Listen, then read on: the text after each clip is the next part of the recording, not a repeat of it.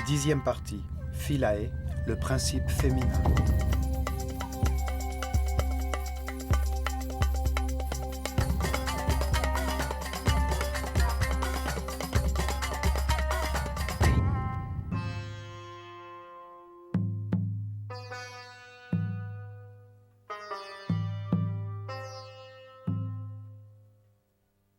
Tout en profitant des abords de l'île de Philae, consacrée depuis des temps anciens au culte d'Isis, la force féminine, qui éveille la spiritualité dans la conscience humaine, nous découvrirons comment la femme occupait une position privilégiée au sein de la hiérarchie égyptienne.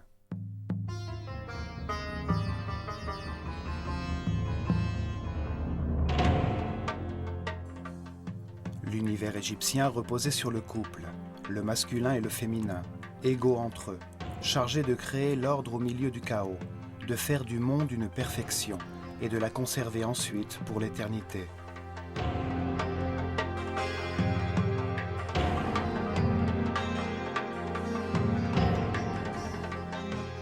Les prêtres de l'œil d'Horus enseignaient aux hommes que le Dieu unique, présent en toutes choses, était constitué d'une partie masculine, la sagesse à l'information parfaite, et une partie féminine, l'homogène substance à l'amour infini.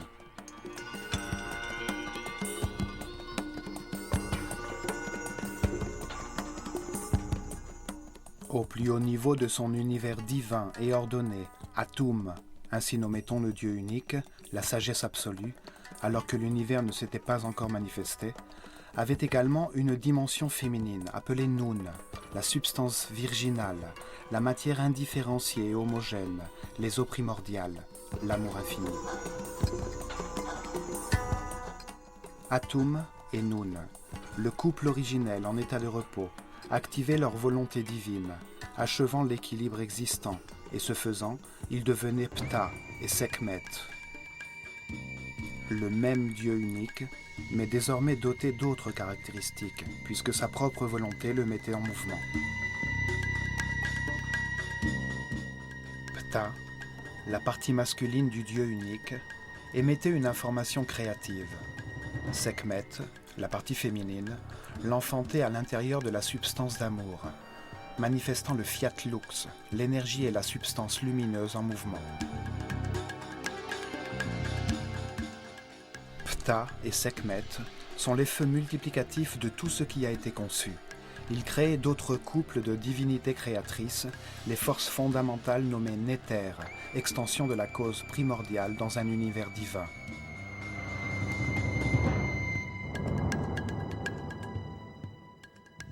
L'action de ce feu sur lui-même, sur la substance amniotique originelle, générait Tefnut, l'évaporation humide, et Shu, l'air en mouvement.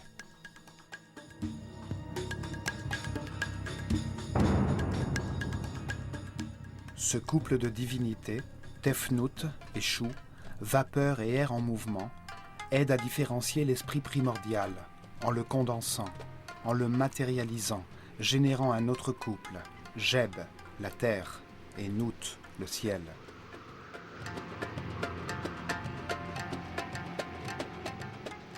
C'est ainsi que furent créés les mondes de l'espace, le royaume minéral, sous forme de soleil et de planètes, les systèmes solaires et les galaxies.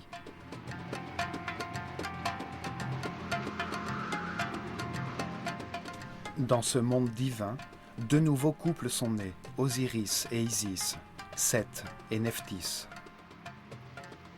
Ces deux couples de forces fondamentales étaient chargés du processus d'évolution de toutes les formes matérielles de l'univers. Leur but était de les transmuer à nouveau en esprit.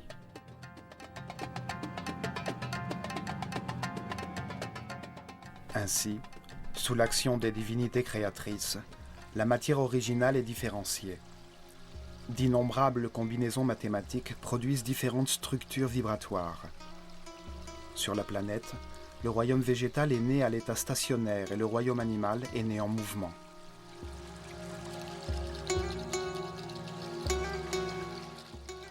Puis, dans un autre acte créatif, le Dieu unique enfanta son fils, la conscience de l'homme, un autre couple, humain cette fois, formé par un homme et une femme, ayant la capacité de se reproduire.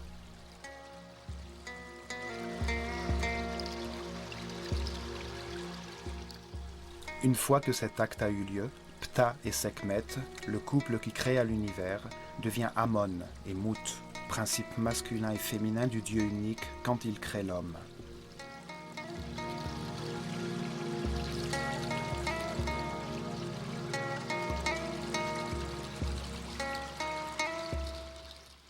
Il le manifeste selon sa propre image, doué du pouvoir de créer dans son esprit, de modeler, de bâtir.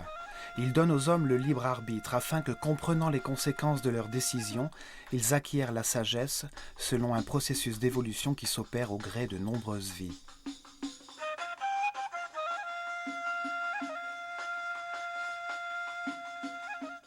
La structure égyptienne de l'univers divin et humain est fondée sur le couple. Ainsi donc, la femme, avec sa présence amoureuse, jouait un rôle très important au cœur de la société.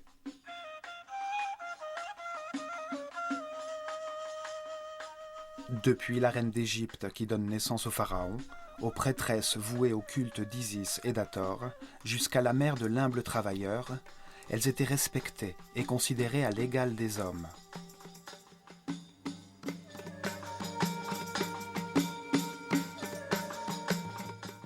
L'île de Philae était dédiée à Isis. Mère d'Horus, cette figure était le symbole de la maternité. Isis occupait dans le cœur des Égyptiens la même place que la Vierge Marie pour les catholiques.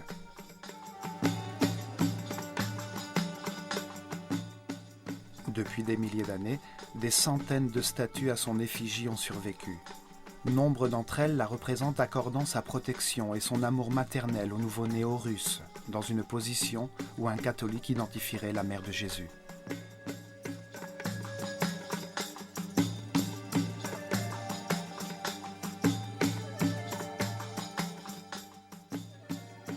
L'île accueillait les initiés et les prêtresses vouées à son culte dans une société égalitaire. Des centaines de femmes, appelées Mvet Neter, étaient chargées de l'éducation musicale, des danses, et de jouer du sistre durant les rituels dans tous les temples d'Égypte.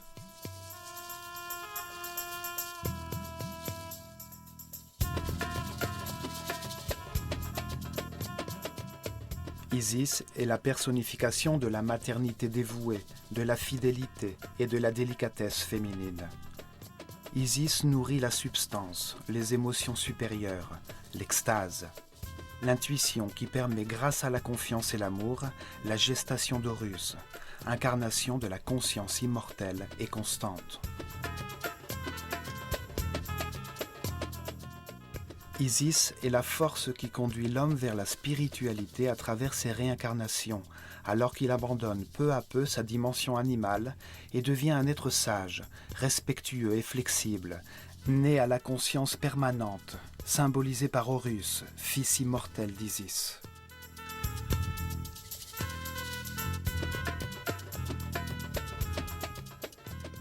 Isis est la matrice de cette conscience permanente. Elle fait naître dans l'univers intérieur de chaque homme les émotions supérieures lui permettant d'élever sa fréquence vibratoire. Isis descend des dimensions supérieures jusqu'à la conscience, inspiration qui produit les idées qui sont à l'origine des arts.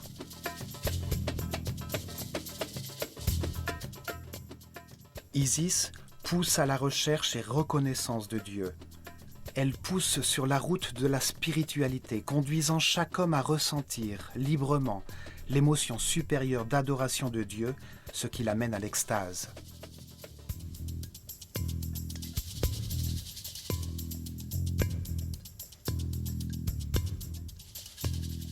L'île de Philae était dédiée à cette force matérielle de l'univers.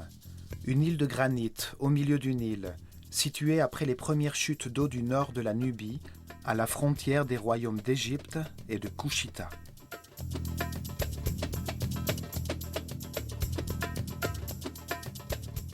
Philae signifie île ou monticule sur les eaux qui émergent au temps de Ra. Ce nom suggère l'usage sacré du site depuis des temps anciens.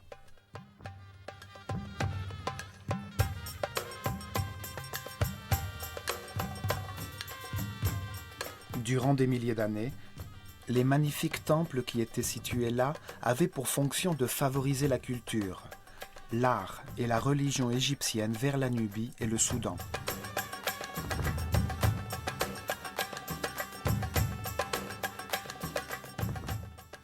Les ruines les plus anciennes sont situées au sud-est. Là, il y avait un temple orienté vers l'étoile Canopus et dédié à la divinité Mandoulis.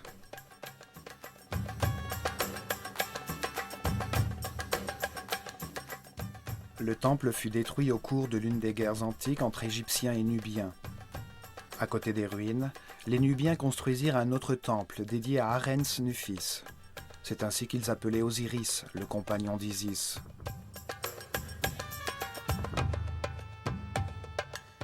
Les Égyptiens reprenant le contrôle de l'île, construisirent un premier temple dédié à Isis. En 1250 avant Jésus-Christ, Ramsès II laissa une stèle sur laquelle il assurait avoir fait reconstruire le temple.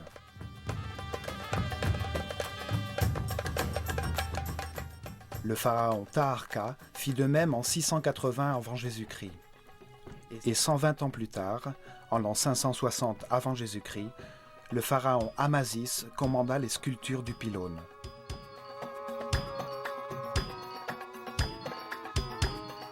« 300 ans plus tard, Nectanebo construisit un temple situé à l'angle sud de l'île. En l'an 250 avant Jésus-Christ, les pharaons ptolémaïques, successeurs d'Alexandre le Grand, décident de réorienter l'axe du temple de 21 degrés, afin de le recadrer sur l'étoile de Canopus qui s'était déplacée avec le mouvement du système solaire.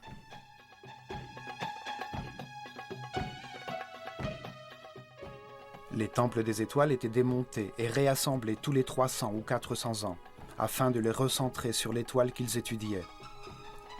Le mouvement du système solaire faisait sortir l'étoile des limites marquées par le pylône.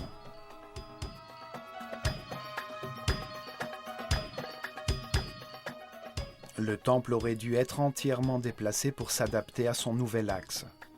Mais durant cette période, les intérêts ptoléméens étaient davantage centrés sur la Grèce et la Macédoine, en raison des rivalités qui les opposaient aux autres rois grecs, entre lesquels Alexandre avait divisé son royaume.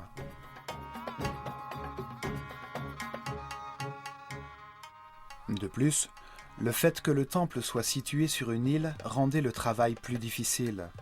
C'est pourquoi ils décidèrent de construire un temple plus petit, avec un second pylône qui encadrerait la voûte céleste de façon adéquate, sans modifier le temple original.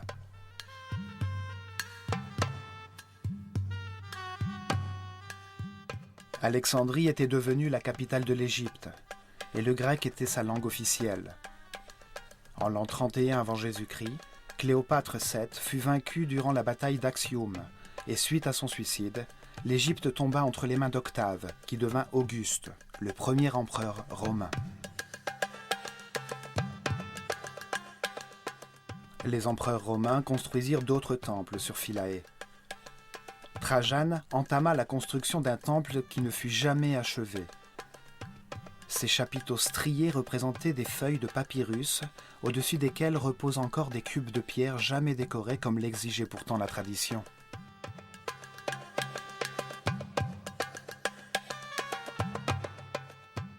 Philae fut l'un des derniers sites d'Égypte où vivaient encore des prêtres voués à l'ancien culte. C'est à partir de ce moment-là qu'apparaissent les sectes gnostiques, connues plus tard sous les noms de Rose-Croix, franc-maçonnerie ou ordre des Illuminati, et qui conserveraient le secret du savoir égyptien. En 553 après Jésus-Christ, l'île, un des derniers bastions du paganisme égyptien, fut dédiée à saint Stéphane et à la Vierge Marie par décret de l'empereur Justinien.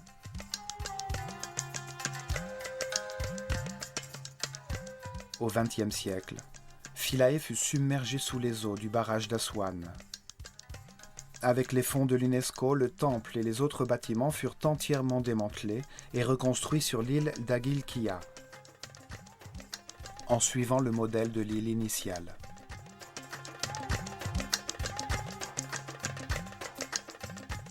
Le temple fut orienté dans la même direction que le temple original. Norman Lockyer établit l'axe du temple original à 76,5 degrés sud-est, centré sur les mouvements de l'étoile de Canopus au-dessus du pôle sud, dans la même position que le temple d'Edfu.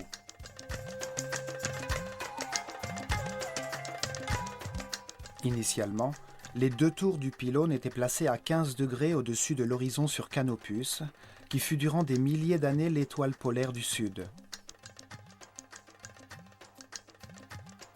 Cette position confirme à nouveau que tous les temples d'Égypte étaient orientés vers une étoile ou le soleil.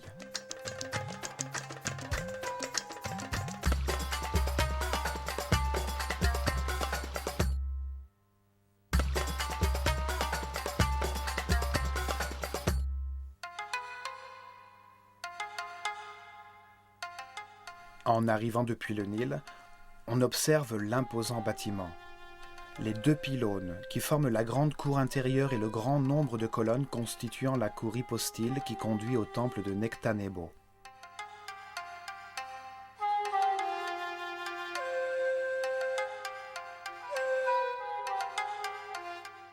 La grande cour extérieure adopte une forme trapézoïdale, grâce à 32 colonnes disposées sur deux rangées et construites dans un angle qui s'ouvre sur le temple. Cette disposition produit une illusion de grande profondeur.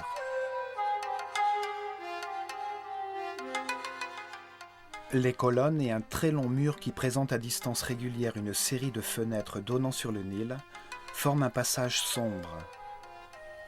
Toutes les colonnes sont différentes. Telle une canée de papyrus, leurs chapiteaux aux motifs floraux et aux couleurs vives adoptent différentes formes.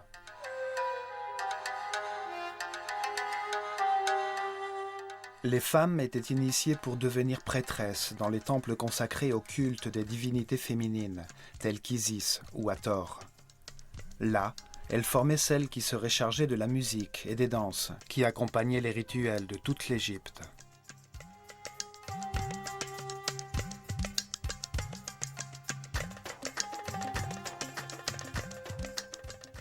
Les femmes qui se consacraient à la musique portaient le titre de Shemayet. Elles pouvaient aussi servir des divinités masculines. Elles pouvaient également devenir scribes. Elles étaient chargées de jouer du sistre, dont les sonorités pacifiaient les divinités et permettaient à l'esprit humain de trouver l'apaisement.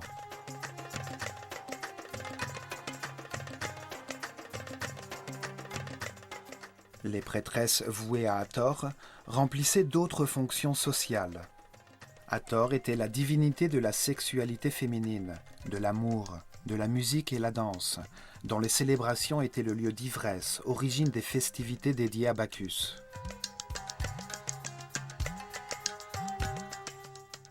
Ces prêtresses apportaient la fertilité et enseignaient aux hommes qui allaient se marier l'art de l'amour, afin de satisfaire leur future épouse.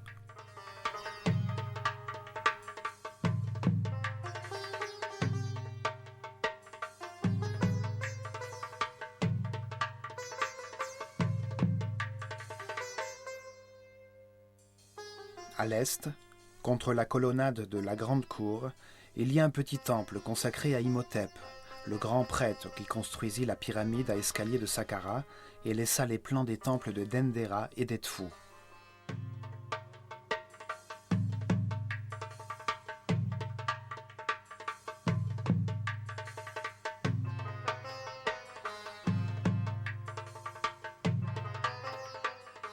Sur le premier pylône, comme dans de nombreux temples, on retrouve la figure du pharaon gravée dans la pierre. Dans ce cas précis, il s'agit de Ptolémée XII, qui frappa de sa canne les 9 célèbres ennemis d'Égypte.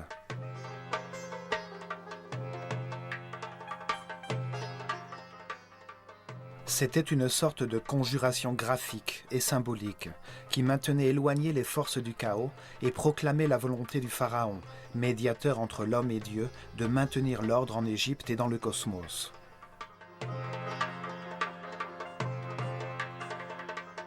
La confrontation de l'ordre et du chaos est un exemple du principe de dualité selon lequel les Égyptiens concevaient l'univers. De la même façon, le pays avait 2 territoires. La longue vallée du Nil, appelée Haute-Égypte, et le delta qui s'ouvrait sur la Méditerranée, appelé Basse-Égypte.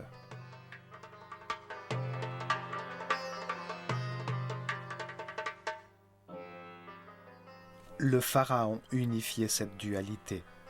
Il portait 2 couronnes qui témoignaient de son contrôle sur les 2 territoires. De la même façon, il unifiait l'humain au divin. Son corps était le moule contenant le Karéal, un esprit chargé d'Égypte, et qui se réincarnait de pharaon en pharaon.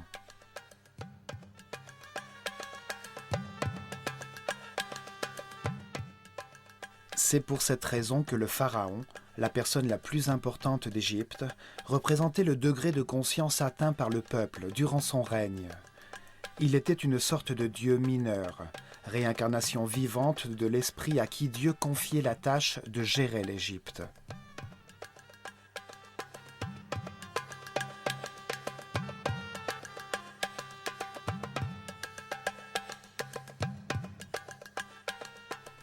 Le nouveau pylône avait 2 mâts où flottaient 2 oriflammes.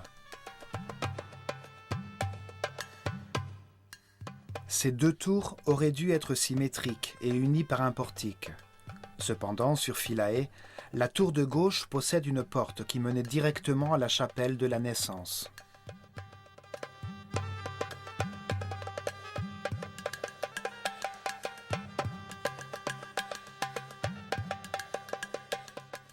Plus tard, sous la domination romaine, un portique fut adossé au premier pylône.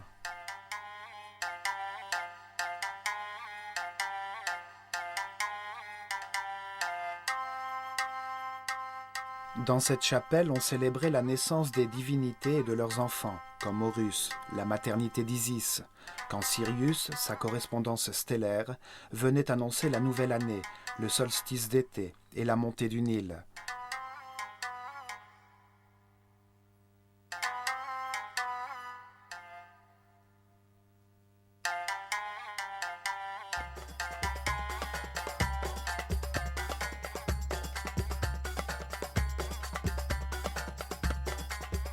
La chapelle de la naissance, avec ses colonnes atoriques, remplaça le temple principal en tant qu'observatoire astronomique à une époque précédant la construction par les Romains des colonnades qui donnent à la cour sa forme trapézoïdale.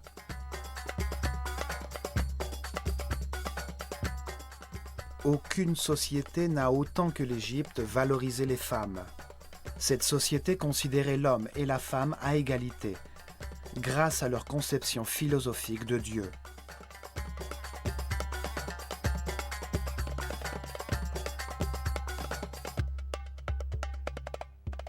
Les femmes avaient les mêmes droits que les hommes à posséder de la terre, acheter, vendre ou entreprendre des actions légales.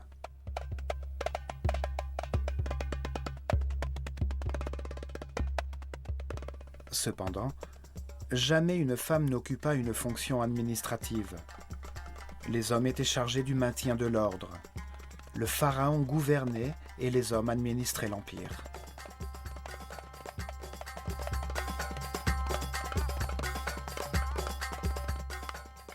Il existe une légende qui affirme que le droit au trône était transmis par la lignée féminine, la princesse royale, héritière légale du trône. L'homme qu'elle choisissait comme époux devenait le pharaon régnant.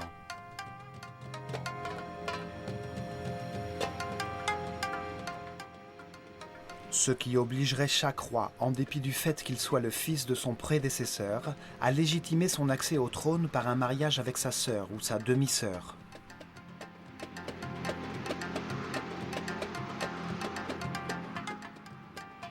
Cependant, aucune lignée directe d'héritiers ne confirme cette légende.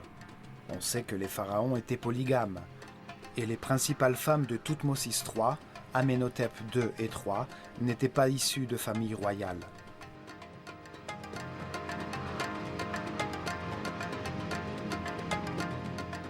En réalité, les pharaons qui épousèrent leur sœur ou leur demi-sœur le firent par désir d'imiter les divinités Isis et Osiris, ou Seth et Nephthys, qui étaient frères et sœurs et époux.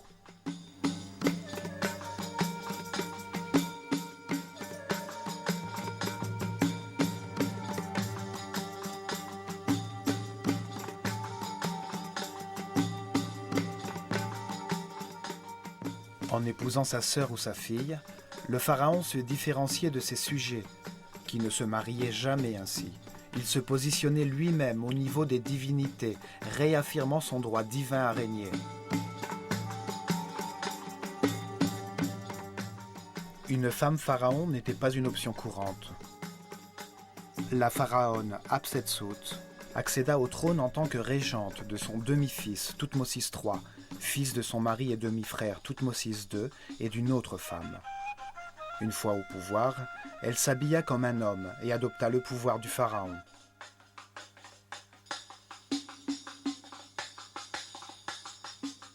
Après son règne, sa représentation en tant que pharaon fut systématiquement effacée, faisant disparaître des mémoires la trace d'une femme qui avait accédé au pouvoir d'une façon incorrecte. Cependant, ses représentations en tant que reine sont restées intactes.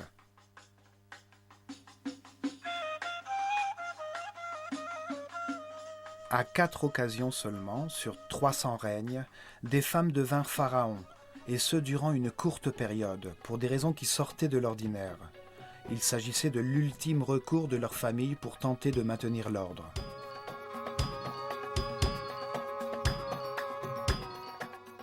La première d'entre elles fut la reine Nitocris, qui régna à la fin de la 6e dynastie, au début du chaos, aujourd'hui appelée la première époque intermédiaire. La seconde fut Sebeknefrou, à la fin de la 12e dynastie.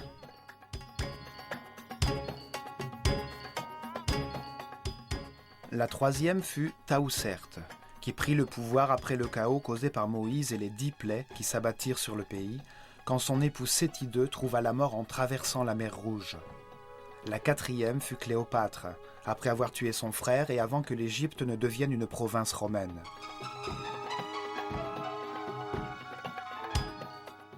Toutes étaient reines d'Égypte suite à leur mariage avec le pharaon et elles accédèrent au trône quand ils moururent dans des circonstances extraordinaires.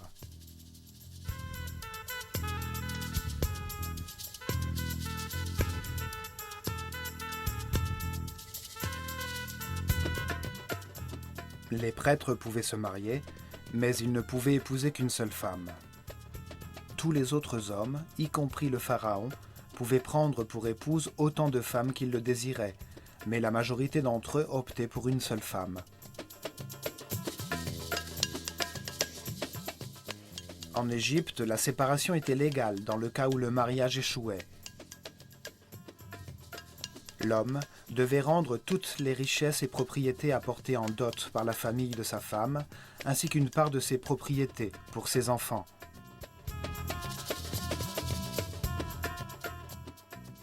Pour cela, il devait juste prononcer devant les témoins des deux familles et le prêtre du temple qui était le sien la formule suivante. En ma qualité de mari ou d'épouse, je me sépare de toi et je te quitte pour toujours. Je renonce à mon droit sur toi.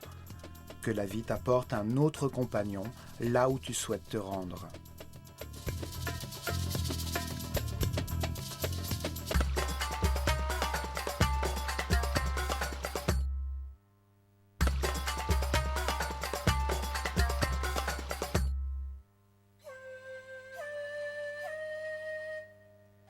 En dépassant le nouveau pylône, nous atteignons ce qui fut la cour du péristyle, aujourd'hui constituée de la façade originale du temple, du passage de droite avec ses 10 colonnes et sur la gauche de la nouvelle chapelle de la Naissance.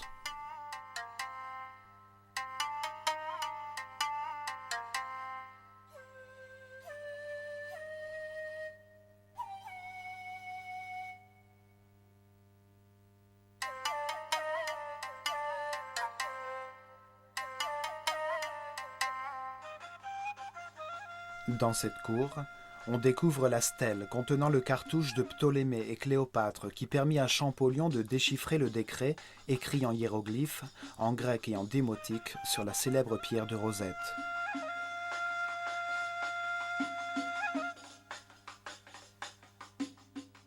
Ce décret obligeait à honorer la figure du pharaon. Pour mieux comprendre l'époque ptolémaïque, à l'époque de la restauration du temple, nous en résumerons le contenu.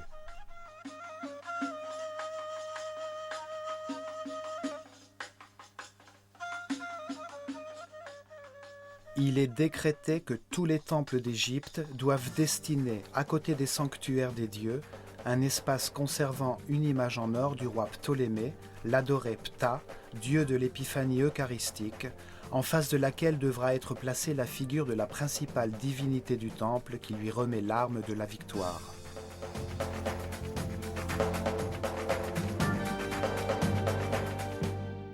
Tout ceci doit être conçu en accord avec le style égyptien. Les prêtres, vêtus de leurs robes sacrées, doivent l'adorer 3 fois par jour, célébrer en son honneur tous les rituels et le transporter durant les festivités à l'égal des divinités.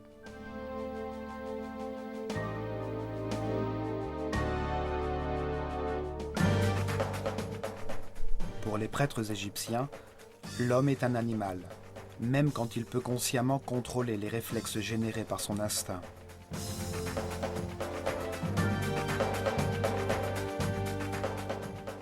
Les réactions automatiques permettent aux animaux et à l'homme de maintenir et de générer la vie.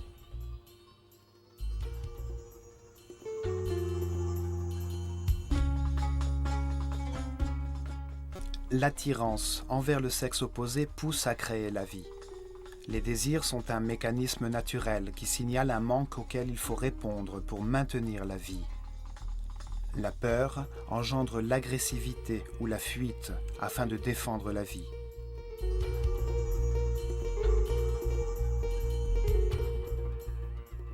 Les initiés apprenaient que les instincts primitifs limitaient l'accomplissement spirituel. L'école des mystères possédait des temples spécialisés dans la génération de la conscience et fournissait la formation nécessaire pour mettre fin à ces comportements.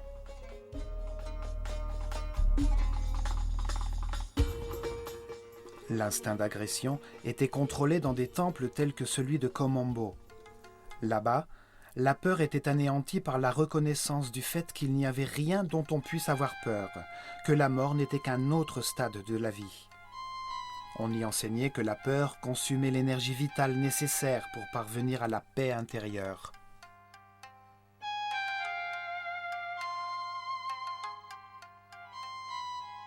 Les temples comme celui de Philae, consacrés aux divinités féminines, accueillaient les initiés des premiers niveaux qui, sous la direction des prêtresses, étaient éveillés à la conscience des désirs générés par l'instinct d'attirance.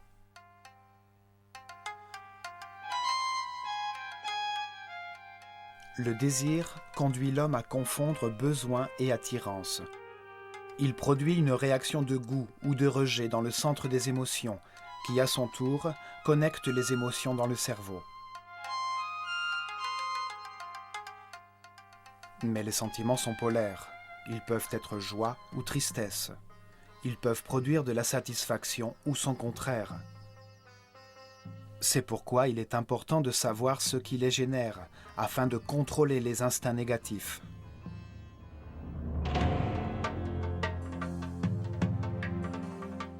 Les instincts négatifs provoquent l'apathie. Ils épuisent l'énergie vitale et asservissent l'homme à des vibrations de basse fréquence. Les Égyptiens croyaient que la voie de l'évolution commençait avec le contrôle des centres inférieurs, en rendant conscients les actes réflexes.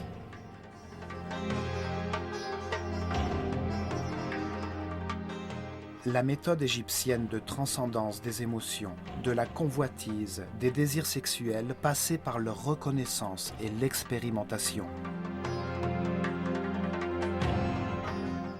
Un être innocent et sans expérience perd facilement le contrôle de lui-même. Il est vulnérable aux circonstances inconnues et peut aisément sombrer dans la dépression. C'est pour cette raison que la première étape de la formation des prêtres, hommes et femmes, les entraînait à reconnaître leurs désirs.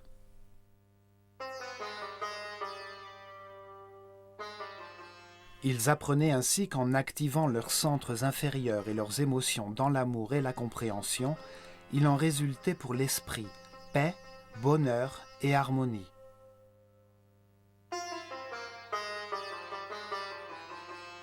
Le temple était considéré par les prêtres comme un modèle du monde, au moment de sa création initiale.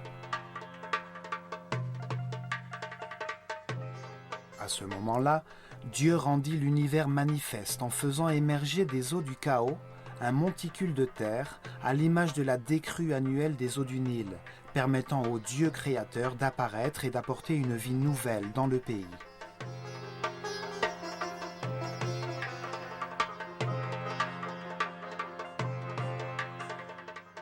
L'accès par un escalier fait du sanctuaire le mont de la création, où Isis, la déité du temple, se manifeste dans la statue qui la personnifie.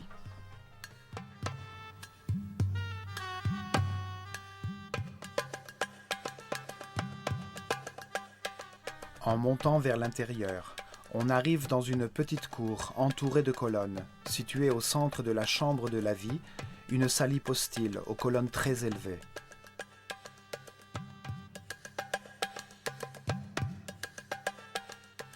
La salle hypostyle, face aux espaces intérieurs du temple, représente le panthéon de la montagne originale de la création, où poussent plantes et papyrus, symbolisés par les colonnes du temple.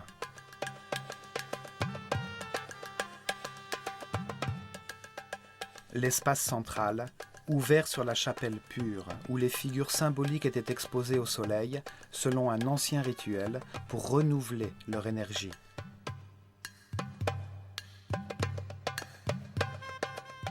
Là, on célébrait la bonté du soleil qui créait et soutenait le monde, pour renouer avec les forces créatrices qui conduisaient vers l'évolution.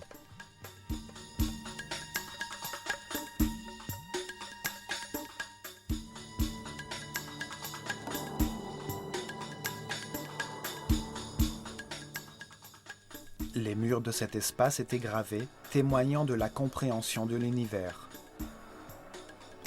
On observe aussi de nombreuses gravures de croix cosmiques, les signes d'une philosophie nouvelle introduite en Égypte quand Philae devint une église catholique.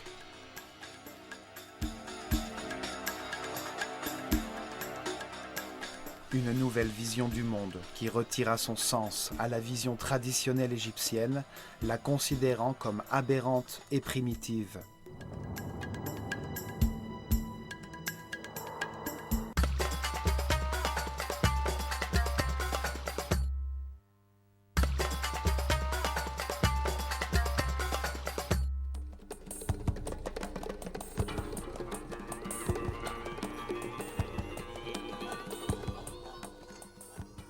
La maison de la vie, ou Père Ankh, était l'endroit où les textes sacrés étaient écrits, copiés et conservés.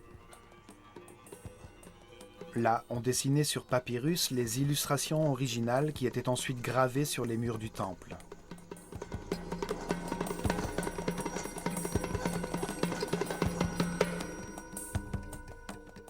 C'est également dans cette salle, présente dans chaque temple d'Égypte, qu'étaient préparées les copies du livre des morts, utilisées au cours des rites funéraires.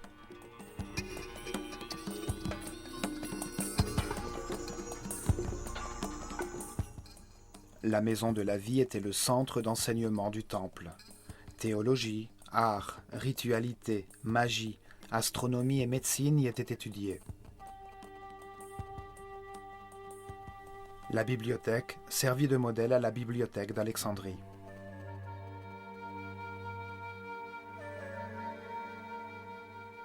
Dans cette salle, les prêtresses jouaient de la harpe. On entonnait les hymnes et créait les musiques qui accompagnaient tous les rites religieux. Les Égyptiens attribuaient à la musique une origine divine.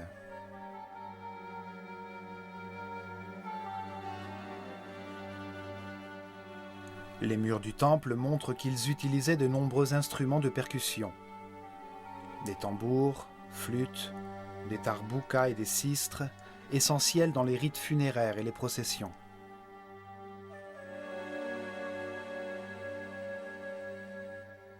Les danses, musiques et chants stimulaient le créateur afin de maintenir la fertilité et d'éviter le retour du cosmos au chaos.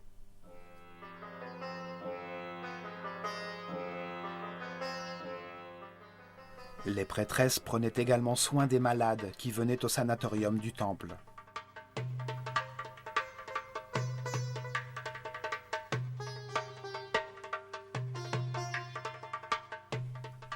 La musique était utilisé comme instrument de guérison spirituelle et matérielle, et les notes musicales servaient de mesure entre la terre et les planètes. Par leur danse, elles adoraient Dieu, force d'amour, le bonheur et la musique.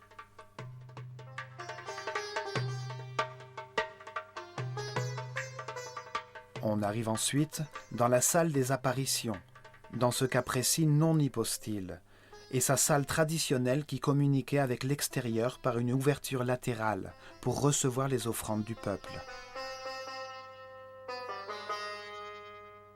Ces murs retracent des scènes qui, comme dans tous les temples d'Égypte, n'ont pas d'arrière-plan. L'interaction entre le pharaon et les divinités s'exerce hors de l'espace et du temps.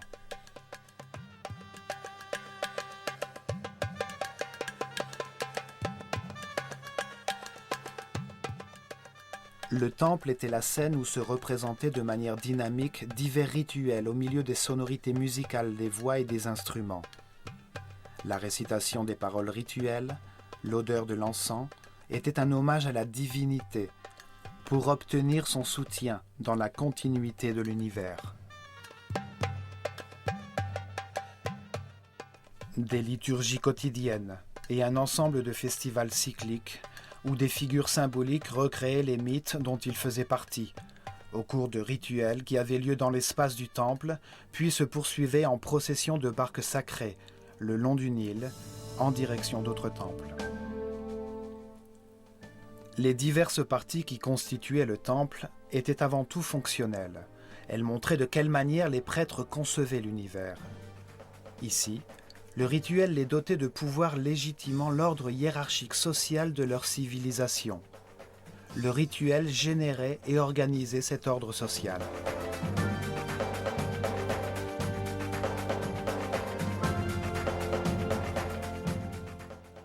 On accède ensuite à la chambre des offrandes. Sur la gauche, la chambre de la barque d'or, utilisée pour transporter la statue sacrée durant les processions.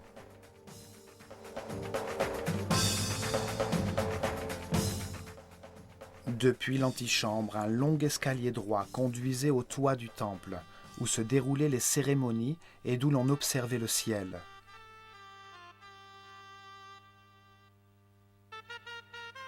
Sur le mur, une gravure de Ptolémée V, faisant des offrandes à Isis.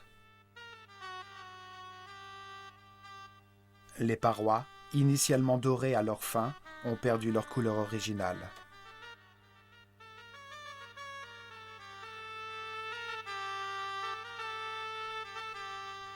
Dans le point central du temple se trouvait le sanctuaire d'Isis. Il abritait un autel de granit dans lequel se trouvait une représentation en or de la divinité. C'était la statue du culte qui, placée dans la barque d'or, sortait durant les processions et les rituels.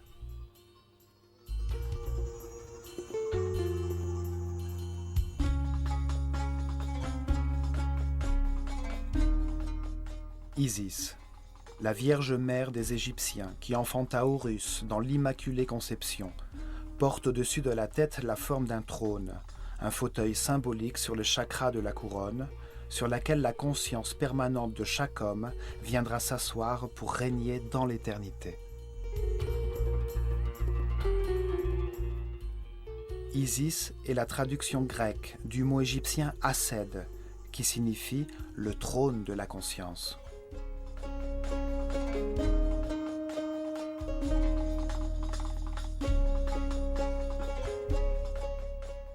Elle a souvent été représentée avec un vautour au-dessus de la tête, sur lequel s'appuyaient des cornes de vache soutenant un disque d'or. Le vautour vole, entièrement voué à ses petits. Il transforme dans ses entrailles les substances en décomposition en alimentant une nouvelle vie.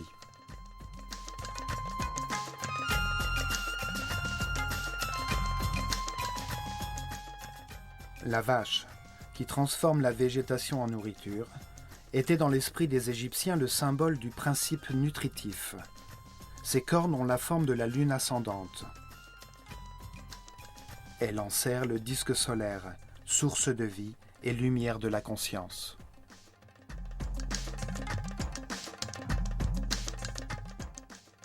Ce sanctuaire était le symbole du respect des Égyptiens à l'égard de la maternité. Un respect basé sur la recherche de l'ordre et de l'équilibre. Il légitimait leur vision du monde. C'est ici que se trouvait le cœur spatial du rituel, la maison du divin où le pharaon et les grands prêtres interagissaient avec la déité en représentation de tous les hommes.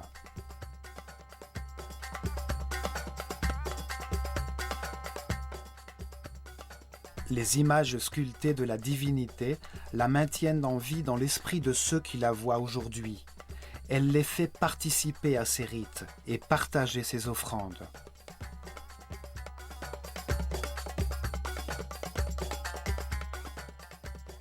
Voici l'héritage laissé par les anciens d'Égypte à la conscience de toute l'humanité. La vision d'un univers de dualité. Un lieu pour expérimenter les contrastes de polarité et comprendre la neutralité.